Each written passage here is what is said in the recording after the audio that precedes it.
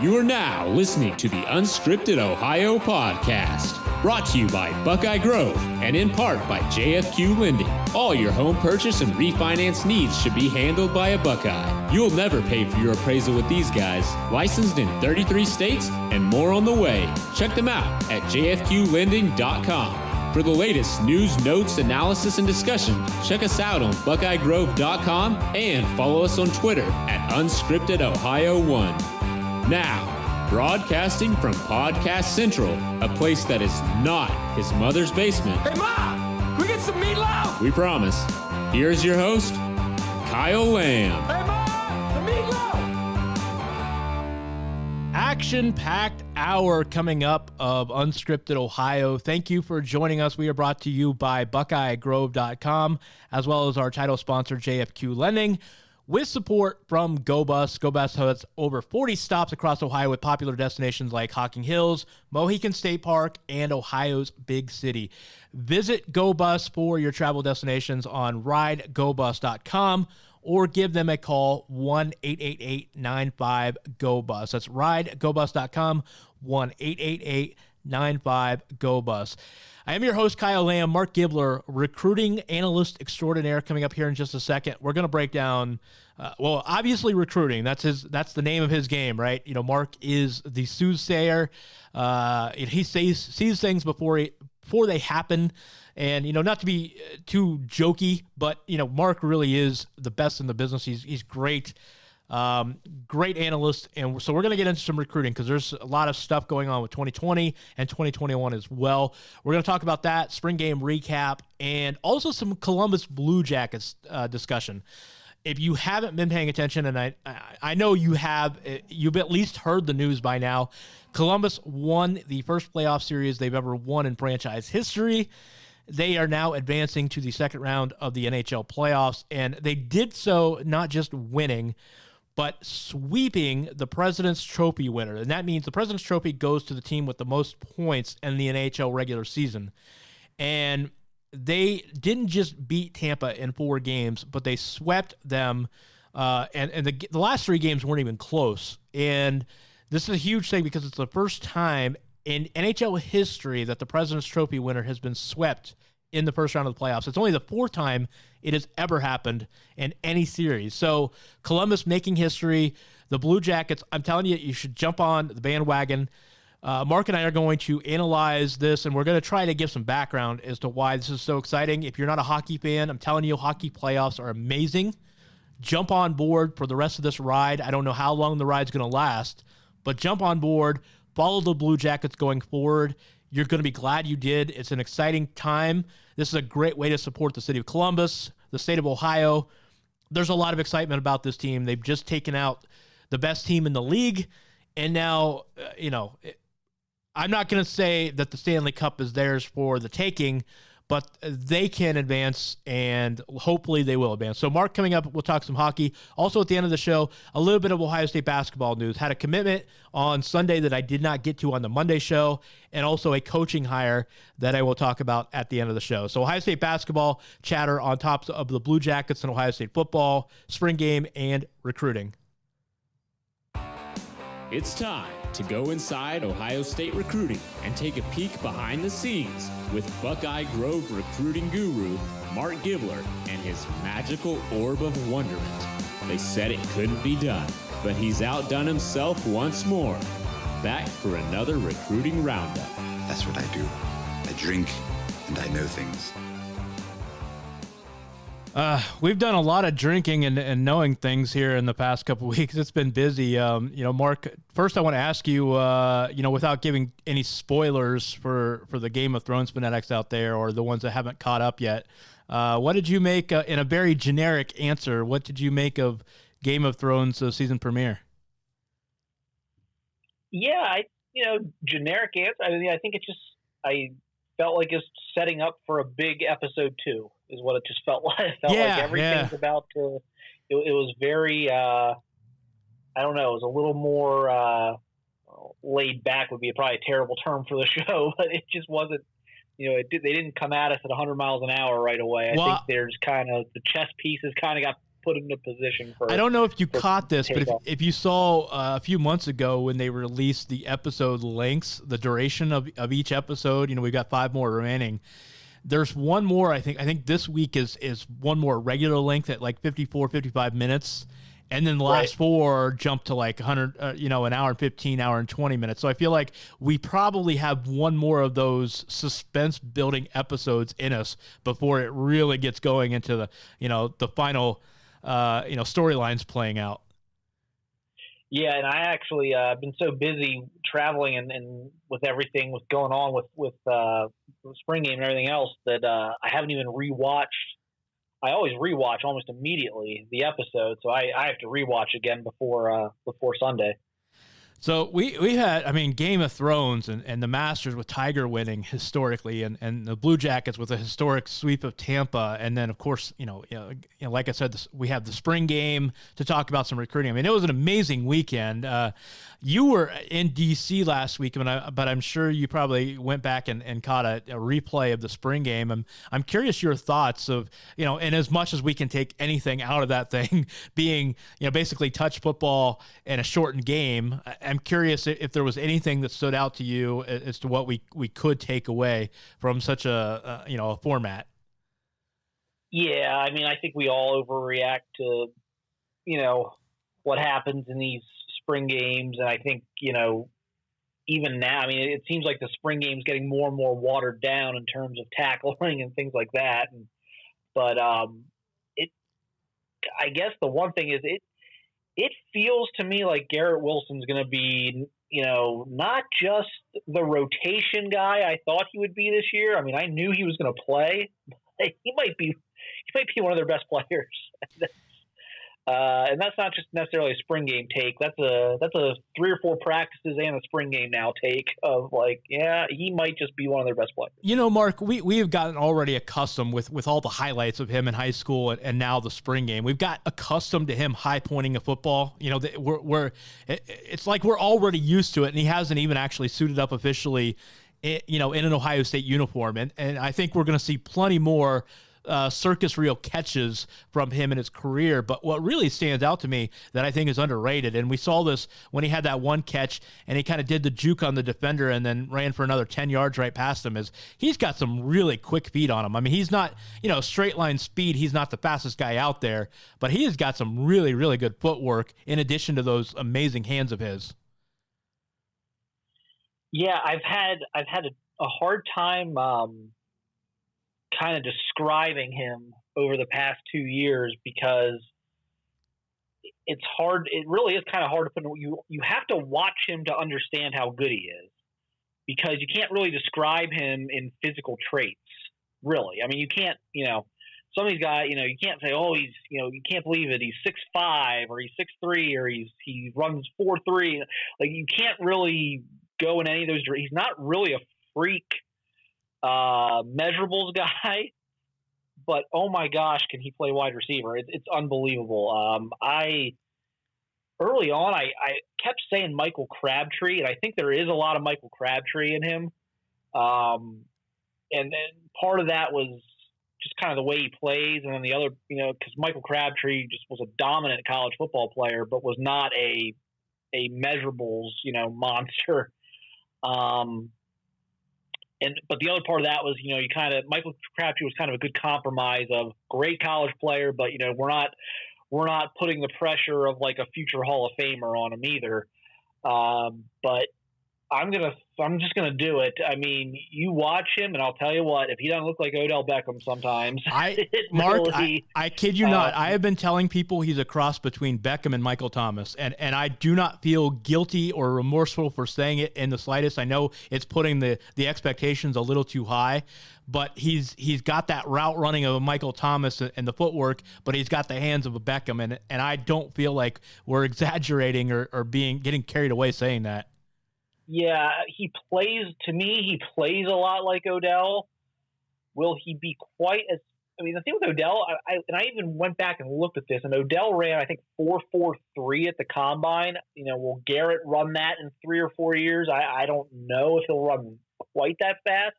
But people were shocked at Odell's 4.43 because the book on Odell was not that he was not a straight line, like, hyper fast guy. And the other thing I think, not only does he kind of play like him and with some of the acrobatic catches and the footwork and stuff, but if you realistically, if you maybe Odell would be a little bit different. He's got the crazy blonde hair going.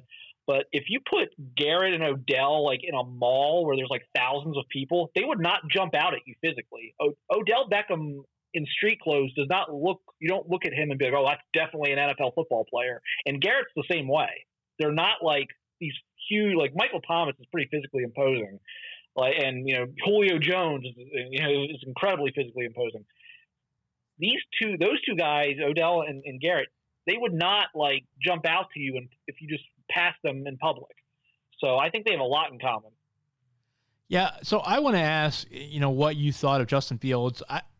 I know people were getting carried away with him completing 3 passes, 5 passes, whatever it was. And, people are so worried about the spring game stats, but the guy has been around Ohio State for a total of 15 practices. And by his own admission, he doesn't even know the entire playbook yet. And, there's 29 practices in the fall still to go. And, this needs to be said apparently for some people, but Dwayne Haskins went 9 of 19 in the spring game last year in his third year, going into his third year at Ohio State.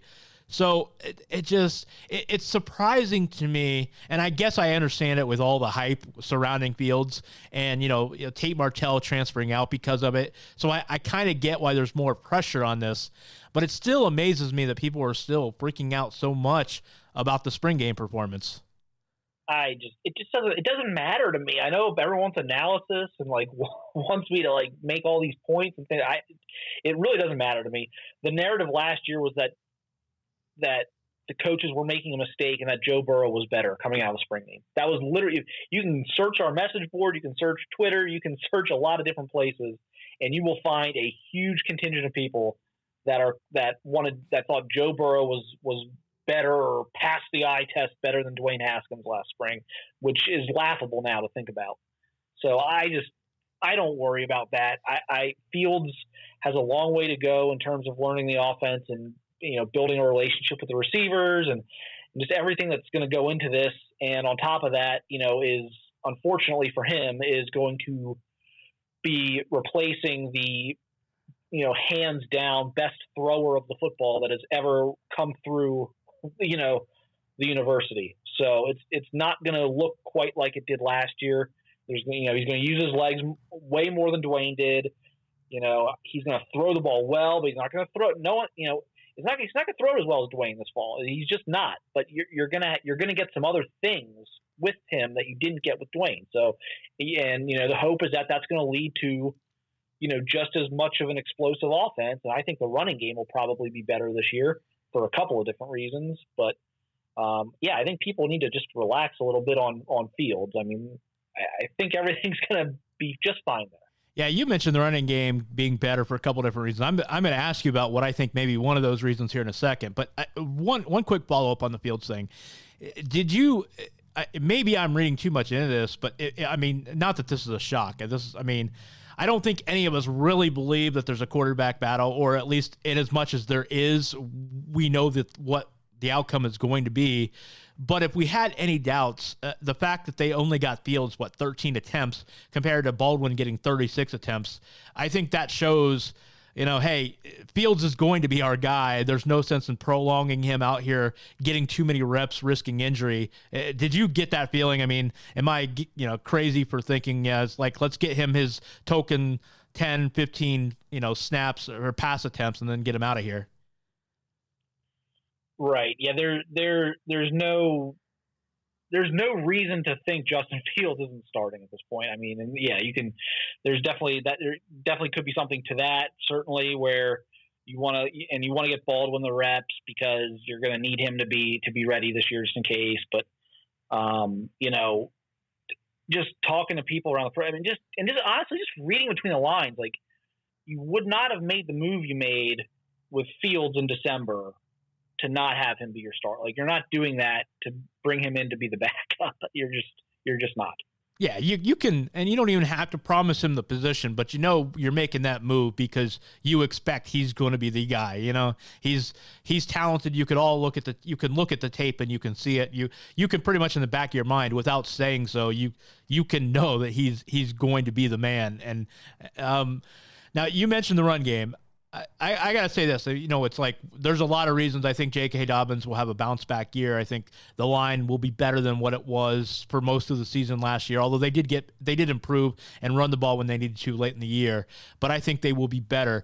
But I tell you what, I really, really got to say, for, again, qualifier, grain of salt. It is a spring game. It wasn't even tackle football, but Marcus Crowley, I remember you and I back in the summer, we talked about him just a little bit, but Marcus Crowley was the guy we didn't know necessarily what Ohio State was getting at first, but he really jumped out to me with his not only his size and physicality of running style, but his vision and his ability to bounce it out. Yeah, I think we at one point a couple weeks ago or so we had the Marcus Crowley discussion about how I kind of stumbled upon him watching the corners at Trinity Christian last year. I just really like him. I like him, I like him about as much as just about any back they've recruited the last few years. I mean, he can really play. I mean, he's big and fast. He's a big, fast, physical kid. He definitely jumps out at you physically right away, and just he's a heck of a player. And I thought, watching him, and he was getting a lot of run. The Student Appreciation Day scrimmage I was watching, and I'm like, man, they're putting him out there a lot. And that day they were kind of jumbling things and mixing some of the he was getting some snaps next to Fields.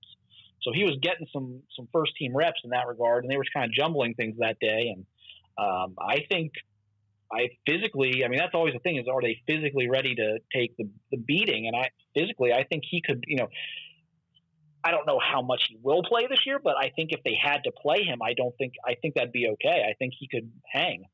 Yeah. And that's the nice thing for him, is that, maybe it's nice. I mean, maybe it's not. I mean, maybe because he wants to get in there right away, but he does have Dobbins and Master Teague, who also looks really good ahead of him. So, there's, barring injuries, which is always a qualifier because you just don't know who's going to get hurt, but there's not really a need for him to have to be really good right away. And I think Ohio State has a great thing there going with the depth they have at running back.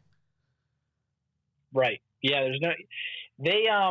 think it's going to be interesting this year. I think they have some interesting pieces because I think they have some different guys. I mean, I think Master Teague is kind of a power guy, short yardage guy.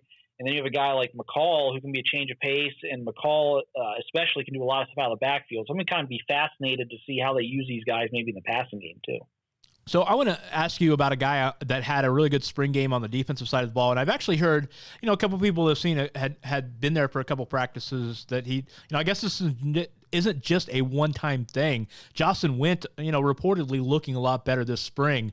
What are you hearing on him, and could we see him, take a big leap here this year? I mean, there's still, regardless of what Josh Proctor does, there's still a chance for him to get back into the good graces and get some playing time. And is this what we saw last Saturday? Is this something that could be bigger, or was it, just maybe, pump the brakes and let's see what happens?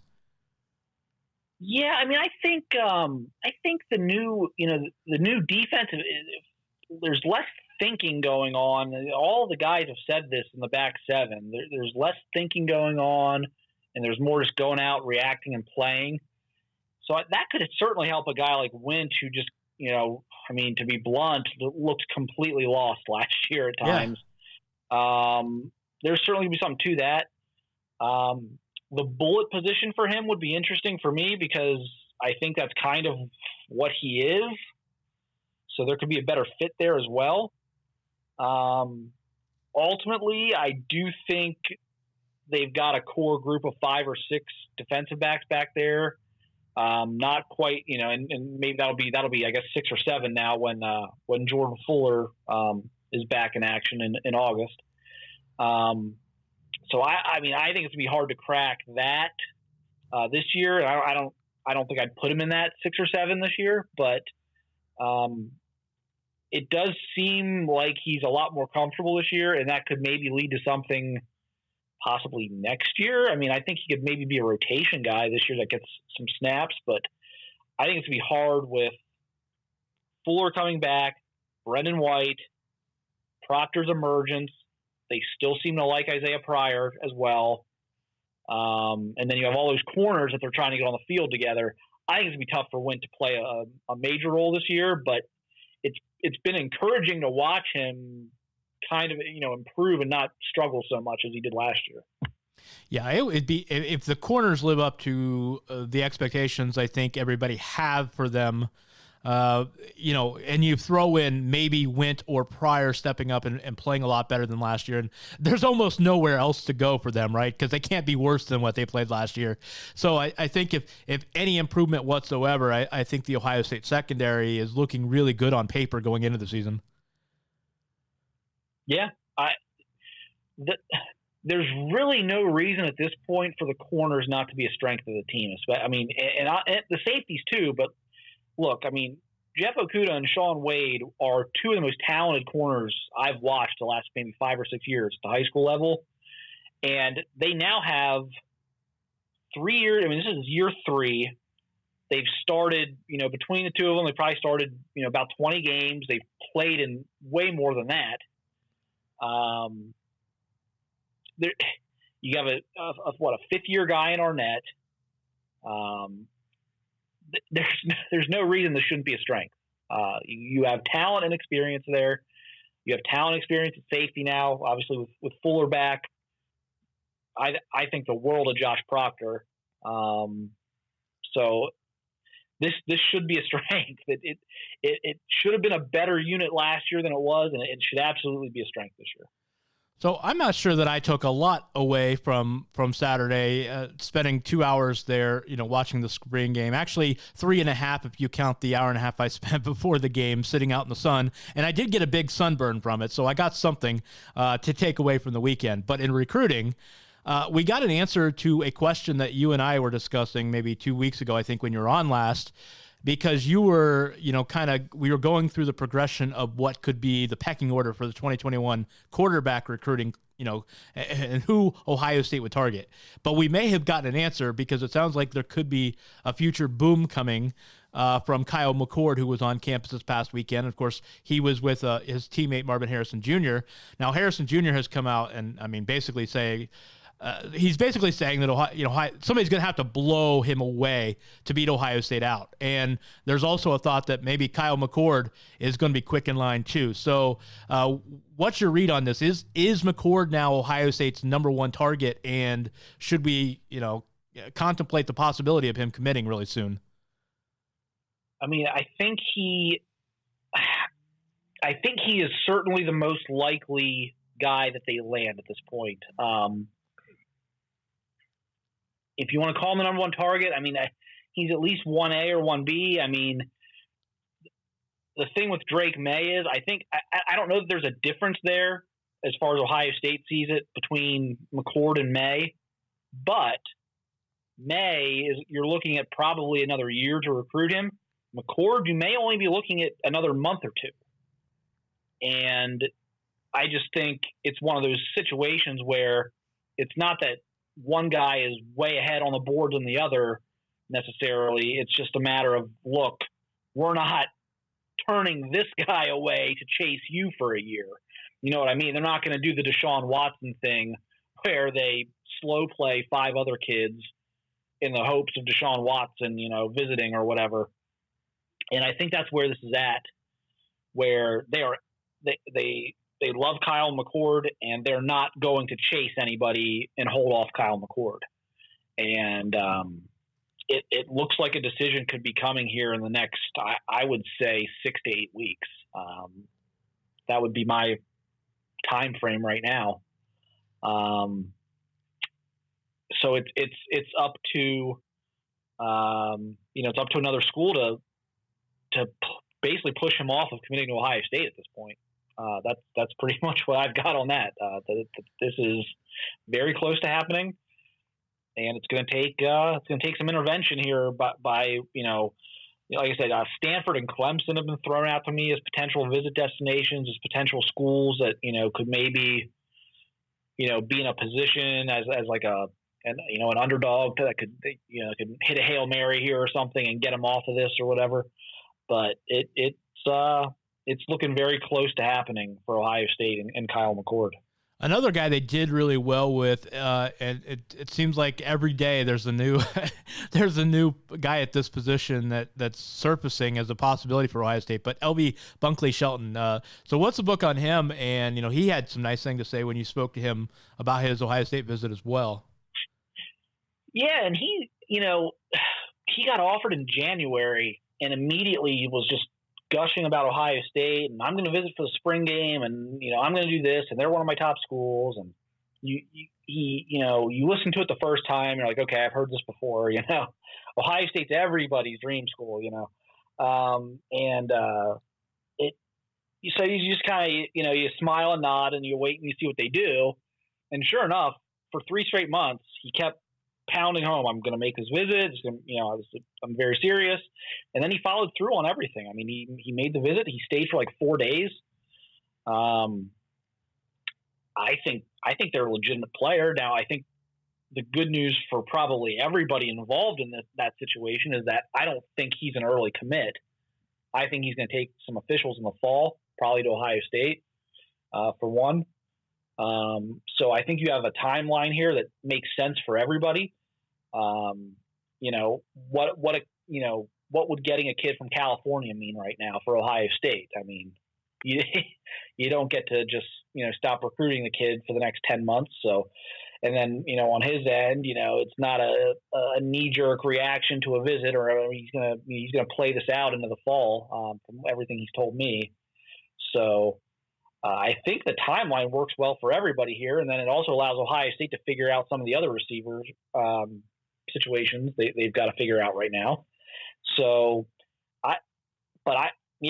Oregon, USC, I think Oklahoma's in there. I mean, there's a few others, but I think Ohio State is right there right now, and he seemed to love the city too, which was kind of interesting. We kind of, interview was over, and we're talking about, he's kind of telling me all the places he went and things he was doing, places he was eating, and he seemed to really love Columbus. So I think it bodes well for them.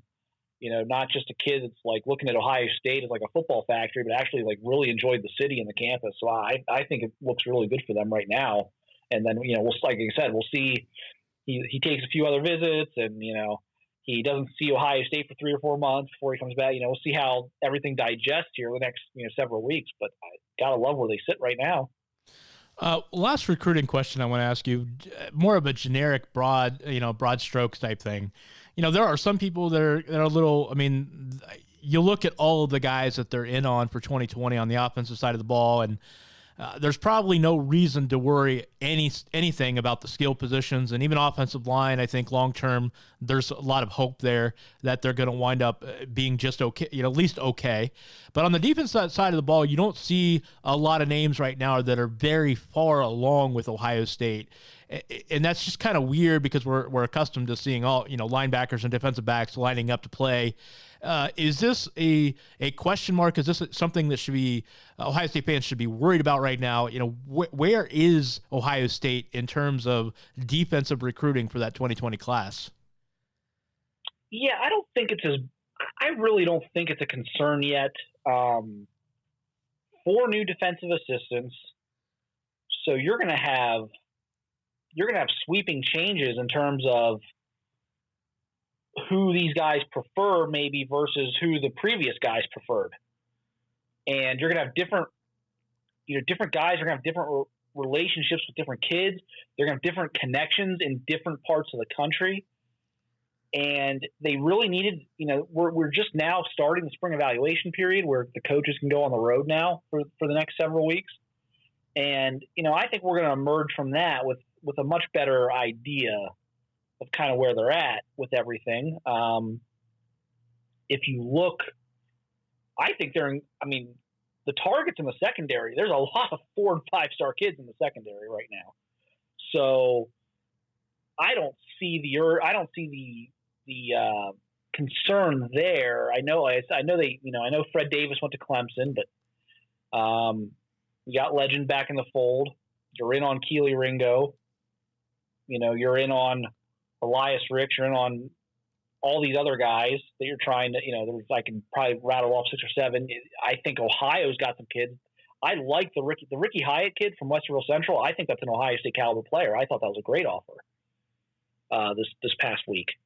So the secondary is not a concern for me right now, even though they have lost a target or two recently, but that was such a deep position for them. I think that's where they're in on so many guys that I just can't fathom they're not going to land 3 or 4 good ones. Then you move down to linebacker, and it's like, well, the position group's really young. You don't really need a lot of linebackers this year. And Mikhail Sherman's visiting next week. He's making his official visit. Like that, he's still in play. That's not done. George has done a good job there and has impressed him on his couple visits here this offseason. And Ohio State needs to get him back on campus, and this is important. But he's still in there. I watched Mitchell Melton on Sunday. That could be an underrated kid. I don't think that's a 3-star linebacker to me. He's almost 6'4". He's 220. He's a great looking kid. Runs well. Smart kid. Really, really. Goes to good counsel there in close to DC, and so that's another kid. If they land him, I'm not sure that's a 3-star kid. I think to me he's one of the best prospects at the camp. And again, you don't need a lot of linebackers in this class. The defensive line is a little interesting to me, but again, you've got Darian Henry, who look, they're going to get Darian Henry. There's little doubt in my mind they're getting Darian Henry. So that's one big-time, top 100 type of defensive lineman. Your defensive end room, though you are losing 2, still looks pretty good long-term. And I think with Jack Sawyer already in 2021 and the relationship you have at Erasmus Hall to possibly get a guy like Josiah Harris in 2021, and you have some in-state talent there as well behind Sawyer in 2021 that I don't know, like a Najee Story out of Solon is one guy they've already offered. I don't know that they're going to load up a defensive end in 2020 because I think it's the right gap is to load up in 2021. I think that's where they can get the best bang for their buck. So I don't know. I'm not that concerned about it right now because I think they've got a lot of young talent on the roster right now.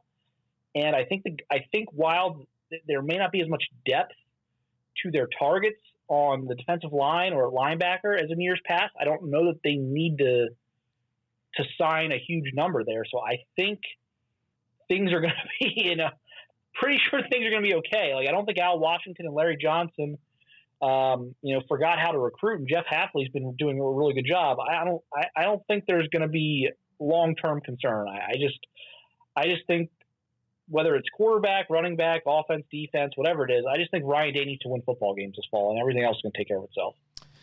That's a good long-term concern. That is a perfect segue into our next topic. Can you just go back in time and think Columbus Blue Jackets fans, and I know there are a lot of people listening right now that are jumping on the bandwagon. And I'm glad. By the way, that's a pet peeve of mine. Like there are some people out there like, oh, why are you jumping on the bandwagon? Everybody should be jumping on the bandwagon. This is exciting. This is how new hockey fans are made. People that didn't like the sport, haven't been around the sport, they're being exposed to it for the first time. I say everybody that wants to jump on, hey, jump on because this is a lot of fun. But can we go back a month and think about where this franchise was? Everybody was, under so much frustration and anger and worry because, Columbus was straddling whether or not they'd make the playoffs. They had gone all in, although I guess they didn't really go all in, and we'll talk about that because I think that's actually a kind of a misnomer. But they went all in to get Duchesne and Dzingel and Adam McQuaid, and there's this cloud hanging over the franchise of whether Artemi Panarin and Sergei Bobrovsky will leave after the year. And I mean, there's this legitimate concern. It's like, well, Columbus could miss the playoffs and then they could walk, or they could make the playoffs and then get swept out by Tampa in the first round because you're playing the President's President's Trophy winner. And, they had clobbered Columbus 17-3 in 3 games this season.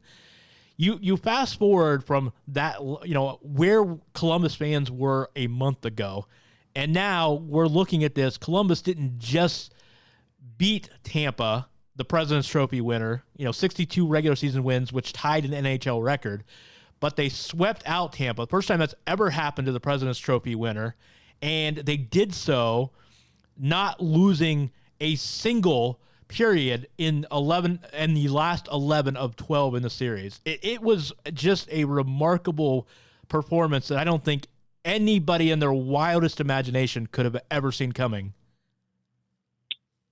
Well, I saw it coming because when the series was set, I said it'd be a 240-minute series, so I nailed it. Okay, so you got that right. You got the minutes right. Well, that's all that matters, right? I don't need to get the team right. That's right. You didn't have to be specific. You got that right. Minor detail about which team it was going to be that was winning, but I saw a 240-minute series coming. But it really is crazy, though. I mean, like, that's the thing. It's like sometimes you see a series like this, and hockey is crazy and unpredictable, and you can be a little lucky and win a series like this, and I think last year, I won't say they were lucky to be up 2-0 on Washington, but there was some luck involved. And it's funny because they had to clank away in overtime from being up 3-0 in that series. But there is a lot of puck luck, so to speak, in hockey. And so, the best team isn't always going to win. In fact, in the last 10 years, dating back to 2010, the team with the most points has only won literally 50% of the series, 60 out of 120. So there is a lot of unpredictability, but usually it's just back and forth, and you see the luck. This wasn't luck. This wasn't Columbus getting lucky. This was Columbus just manning up and outplaying Tampa. And I don't know how this is going to transpire going forward. Is Columbus going to stay hot with this layoff, or, are they going to go back to the Columbus we saw? I just don't know. But we're seeing hockey we have never seen before in Columbus. Like, legitimate, like, that series was the best hockey we've seen. And I say that even knowing they had a 16-game win streak 2 years ago. No, that was by far the most shocking part of the series, was that for probably 10 and a half of the last 11 periods of that series, Columbus dominated. It wasn't one of those slop fests where, 3 goal, you win 2-1 a bunch of times with 2 goals that go in off a skate or something. Like, it was just, they were just way better. They were just for 3 games and 2 periods, they were just way better. And who knows, we do this over 100 more times. Maybe Tampa sweeps the other 100 series. I don't know, but for those, there it wasn't even a question, and that was kind of crazy to me because there's been some, there have been 8-over-1 upsets and things like that, and I think back to I think Anaheim one year when that Jaguar got hot at goalie, and just they kept winning 1-0 every game, and it just felt lucky. Or I think it was Edmonton beat an amazing. That wasn't the 95-96 Red Wings. It was a later version of the Red Wings that was almost as good. That had 114 points or something crazy, and Edmonton got them in the first round, and you'd watch the games, you're like, man, this Edmonton team's just lucky. They were getting all the bounces, or you get outshot or whatever. But I mean, Columbus they were getting more shots. They were getting better scoring chances. They were winning the physical battle. It wasn't a hot goalie thing. And I I've been super critical of Bob over the years for his playoff performances, and I'm not trying to take anything away from what he did like in this series, but he didn't need to be great other than that one push Tampa made. Was it game 3, I think? They pushed really late where Bob was good in the third period.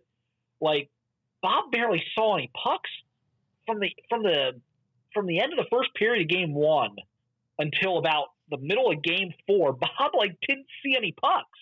They were getting 5, 6, 7 shots a period. It was an unbelievable defensive effort in front of Bob. They were just way better, and then they got in Tampa by the middle of game 2. They were in Tampa's head. It was really bizarre watching. It looked like Tampa tried to take over the game physically, and they were down. They were down 2-0, or was it may have even been 3-0 eventually. And I'm watching the game, and I'm like, Tampa's more concerned about setting the tone physically. I'm like, you're down 2 or 3 goals, and you're already down 1-0 in the series.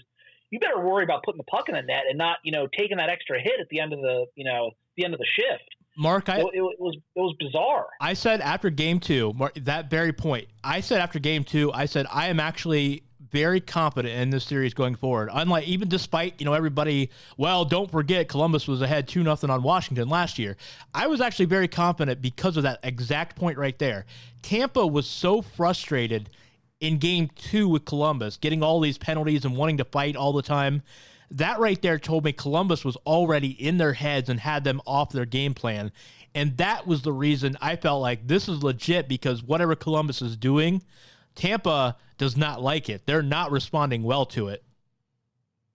Yeah, it was bizarre watching them turn into they were just trying to completely change how they play. And it was like, if you're up 2-0, I guess, but you're down 2-0, you're down 3-0. Why are you taking these extra? Why aren't you? You need to concentrate on scoring a goal because you're in trouble. And they just didn't seem concerned about that. They seemed more concerned about trying to set some physical tone that they didn't need to set. They need, it was incredible. It was I say it was a Tampa meltdown, but Columbus caused them to melt down. I mean, that was amazing. That was amazing, and it'll be interesting to see what they do this summer, because that's incredibly disappointing. Like I said, that wasn't a 7-game series where every 50-50 game Columbus got the bounce. That was an ass kicking. I mean, that was not a very competitive series. It really was not.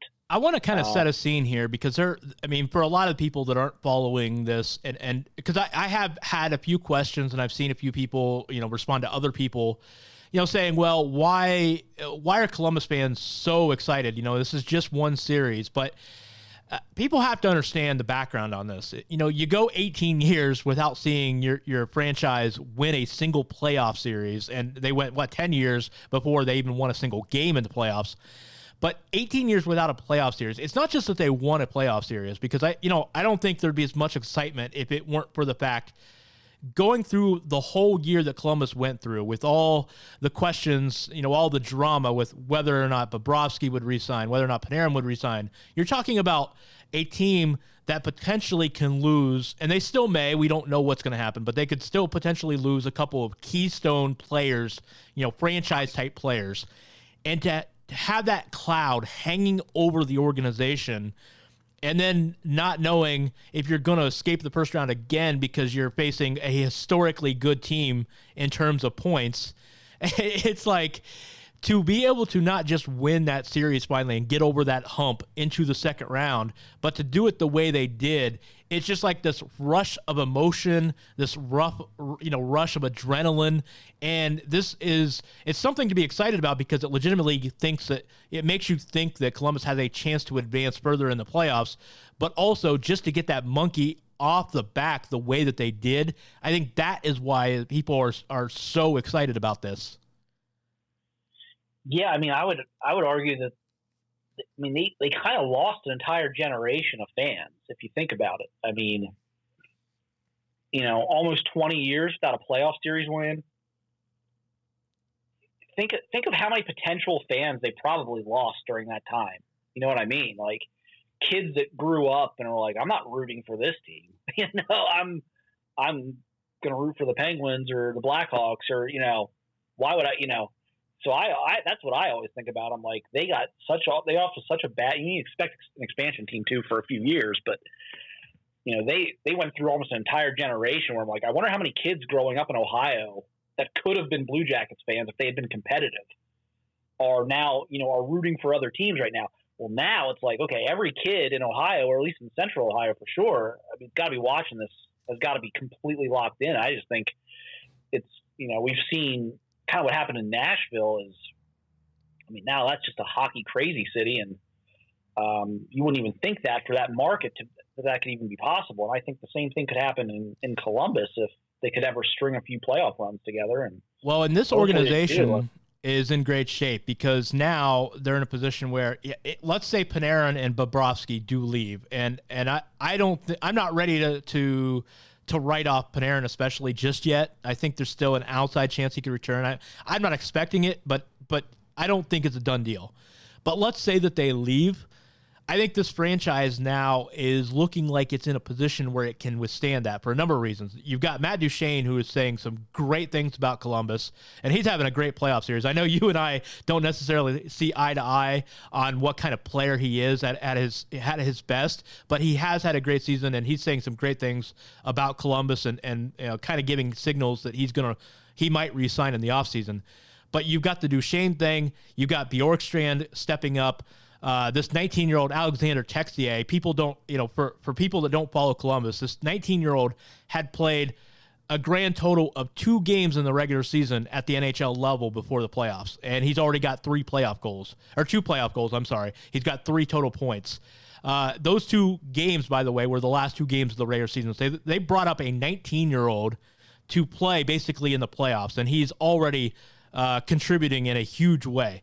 So you've got all this talent. And by the way, Columbus is still one of the youngest rosters in the NHL. And that's what makes this terrific is they've got a very good young core. You got all these kids. They've got some great prospects coming up. There is a lot of excitement for the future of this franchise beyond what Panarin or Bobrovsky do in the offseason. I've always been more worried about Panarin. Again, that's part of me is I guess I've been harsh with Bob just because he's just not been any good in the playoffs. I think they can find a goalie, but Panarin would be tough. But for me, we're not in perfect alignment on Duchene in terms of what he actually is. But for me, it's going to come down to with Duchene is kind of what is that contract going to look like? That's my concern. Yeah, certainly if it makes sense to re-sign him, I'm all for it. But I think we both agree. 7 years, $8 million plus per year. Gosh, he's going to paying him until he's 36. At that point, you're getting all his mid-30s years at $8 million a year. Is that the type of deal? But I'm with you on the young talent, and I think the best thing about it is. And maybe we should have foreseen this, I guess, but it's hard to kind of know when a GM knows something that everyone else doesn't. I think Jarmo knows something that everyone else didn't know in terms of how good Texier is, and they've got another guy. They got that Emil Bemstrom, and he led the Swedish Hockey League in goals this year. He was 19 years old, and they think he's coming over next year. And then Gavrikov from Russia, the defenseman's coming over. I think he had a better. Because they don't have a lot of sexy first round type pick prospects, I think people felt like maybe their system was depleted. And I think they had that ace up their sleeve, like, hey, we've picked a few gems in the middle of the draft the last few years that aren't getting the hype as like some other teams' prospects are getting. And we have a better prospect pool than people think. And I think that's starting to show that he kind of knew something everyone else didn't about his prospect pool. He said, I heard him the other day on 97.1 The Fan in Columbus, Jarmo Kekalainen, that is. He said, look, it's like everybody was talking about is going all in, but he said, we didn't go all in. He's like, our best prospects, we did not trade. He said, the guys we are most excited about, we kept a hold of. And I know I was reading a hockey analyst the other day that, you mentioned Bemstrom. Emil Bemstrom, they actually think that it could be even better than Texier, which is shocking because Texier, oh my gosh, that kid is so talented. There is a lot of reasons to be excited about where this franchise is heading for the next several years. And I hope Panarin resigns because, they would take a minor step back, or at least on paper, without him. But whether he does or doesn't, this franchise does not have to be they don't have to hold all of their hopes to what he does. Yeah, I mean, that is certainly the hope there, is that these other guys blossom, because it just felt to me up until the trade deadline, and honestly up until about a week ago, it was always Panarin. If Artemi Panarin didn't make an amazing pass or score an amazing goal, the goal didn't get scored. Yeah. When it was time to, in the third period of crunch time or whatever, it just always felt like he was the only guy who would actually make something happen when it mattered. And now they do have some other guy. Man, I love Texier's attitude. It's freaking awesome. He goes, I thought at the end of the regular season there, I thought they came out. They looked scared as ghosts, like they had seen a ghost to me in that Rangers game at the end of the year when they were trying to clinch. Yes. And Texier was out there just skating around. I'm like, he's the loosest guy in that entire roster. That's insane to me. You know what? I heard somebody explain this, and I think this makes a lot of sense. I think it's because of his ignorance. I don't think he knows. I don't think he knows right. better. He doesn't know. He doesn't know Tampa. He doesn't know Tampa Bay is historically good. He doesn't know the thrill of playing in Madison Square Garden. Like all this, I don't think he understands all that. So I think he's just going out there and playing hockey, and it's not bothering him because he doesn't know to be bothered by it. He's got some arrogance to him too, though. I don't know if it was. I think it was Aaron Portzline.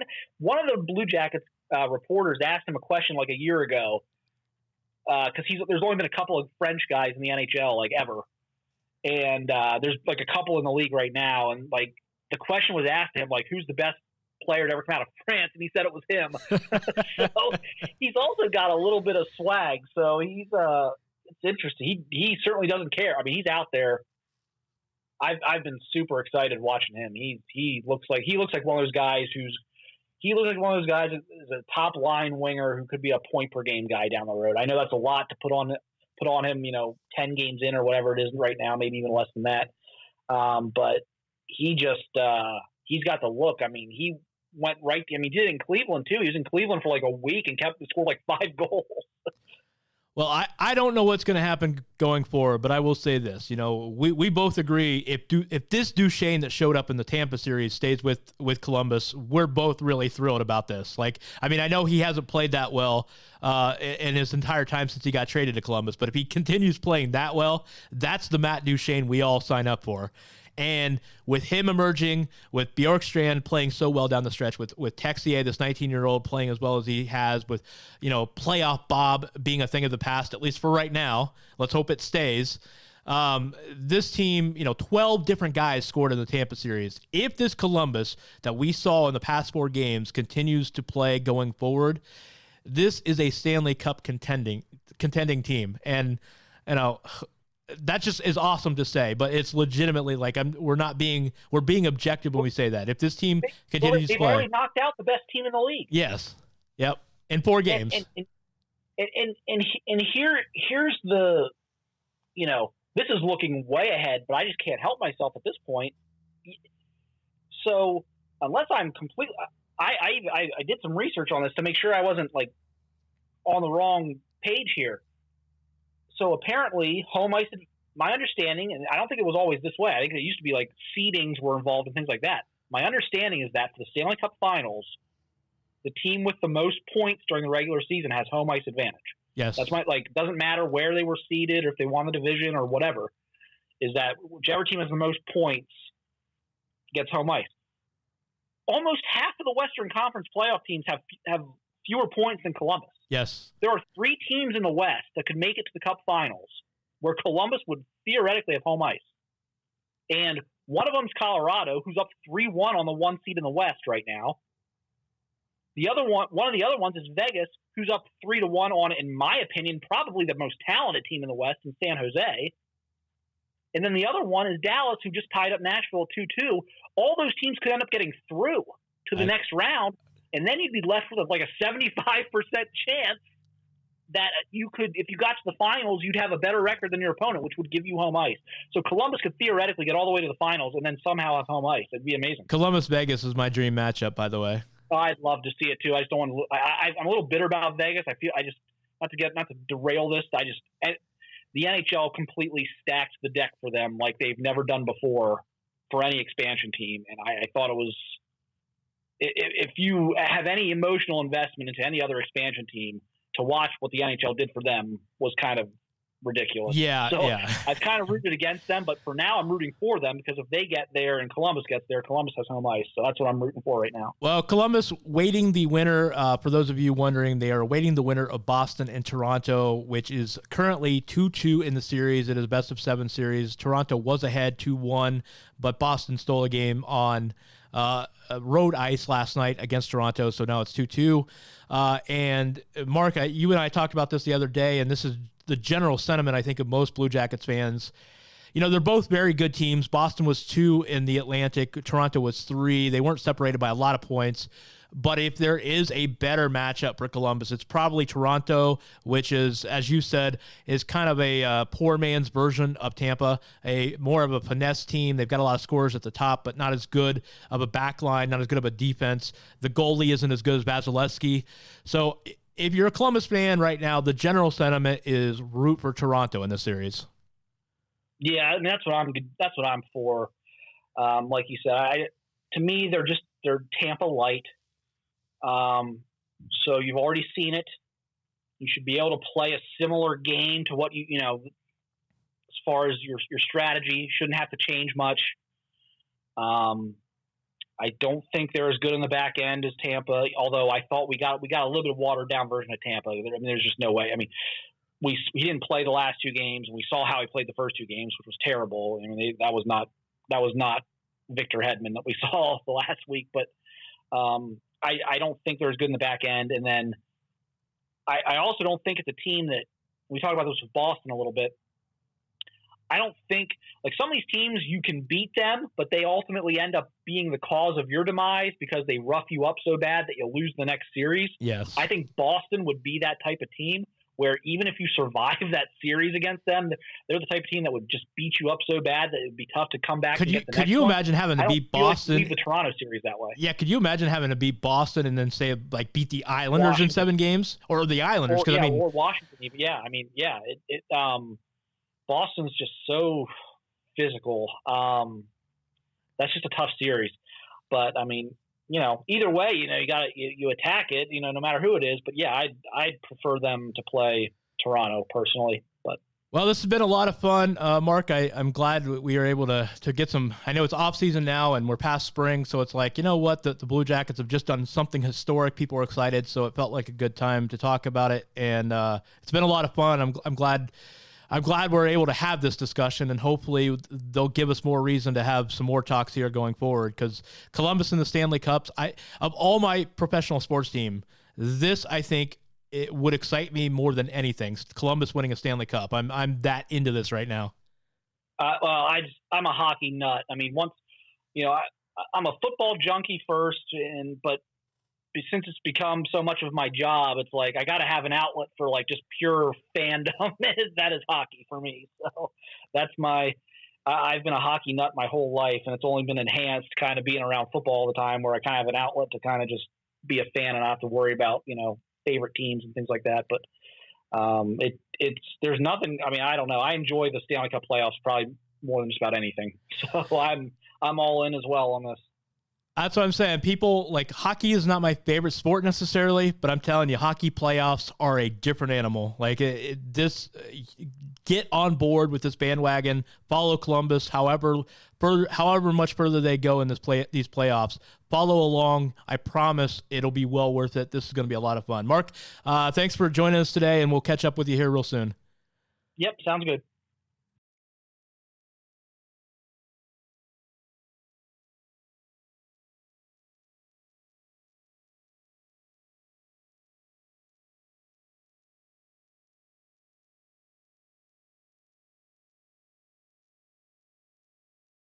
Stretch runtime here at Unscripted Ohio. kick up your feet as we cross the finish line with the Buckeye Beat, the latest in Ohio State news and notes. Kick the tires and light the fires, Big Daddy.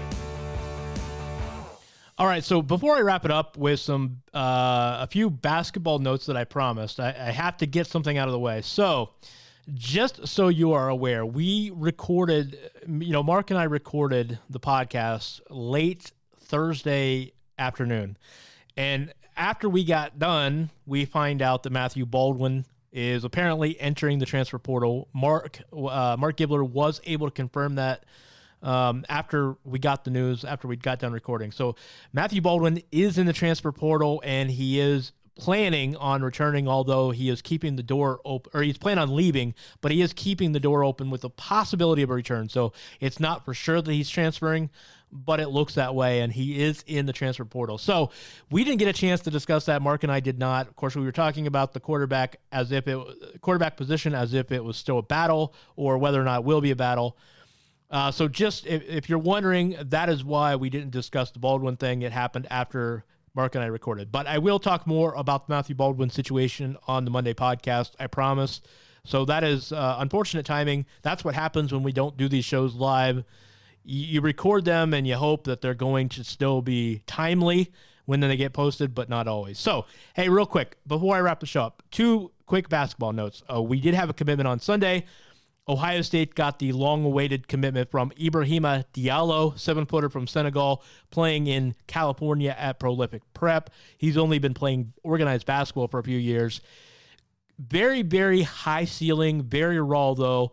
Low floor right now because he is a little bit of a project. I'm not sure they're going to be able to count on him this year, maybe for a little rim protection, maybe a little bit of rebounding. But he's got to bulk up. He's got to get stronger. He's got to work on his post moves. He's got a long way to go, but he's got a very high ceiling. I mean, this is a kid that, if everything went right for him, could be a lottery pick. If everything goes wrong for him, he may never see the floor at Ohio State.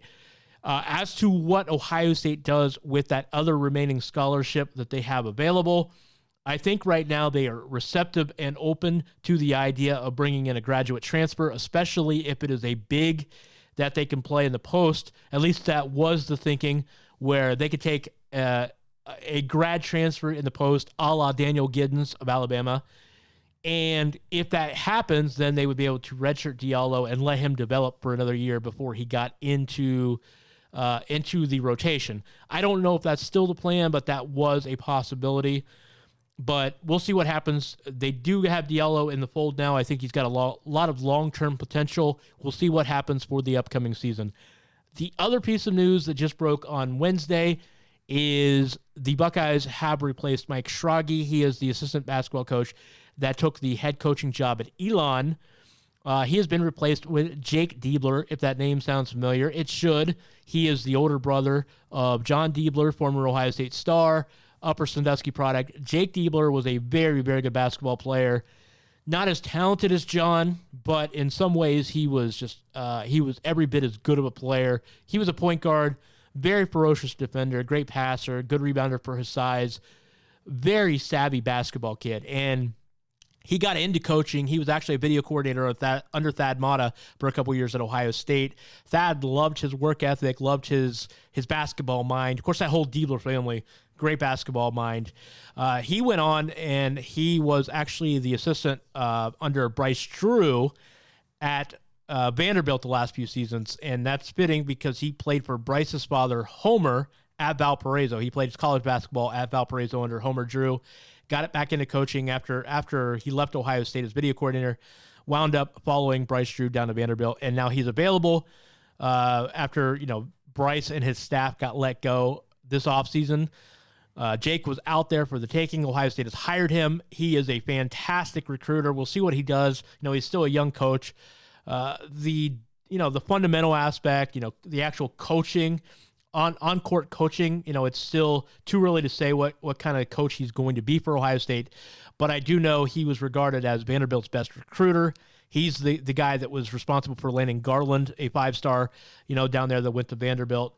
So Ohio State bringing a kid home to the state of Ohio that will be on staff and potentially make a really big splash as an assistant coach taking over for Mike Schrage. So Ibrahima Diallo commits to Ohio State early this past weekend, and Jake Diebler coming back to Ohio to be an assistant coach for the Buckeyes. That's going to wrap it up for the podcast today. Again, sorry we did not get to the Matthew Baldwin stuff. It happened right after we got done recording. That's the way it happens, but I will address that situation more on Monday for sure, because if he leaves Ohio State, that's a big matzo ball hanging out there, to quote an old Seinfeld reference. So we'll see what happens, but I will address that on the Monday show. That is going to do it. You can catch me on Twitter at KYLam8. Catch the show every Monday and Friday on BuckeyeGrove.com. You can also listen to us on the archives of your choice, SoundCloud, iTunes, Google Play, Stitcher, or Spotify. We'll be back again on Monday, everybody. Hope you have a great weekend. You can get new episodes of Unscripted Ohio on Mondays and Fridays exclusively at BuckeyeGrove.com or anytime on SoundCloud, iTunes, Google Play, or Stitcher. Be sure to subscribe to stay up to date on all things Ohio State.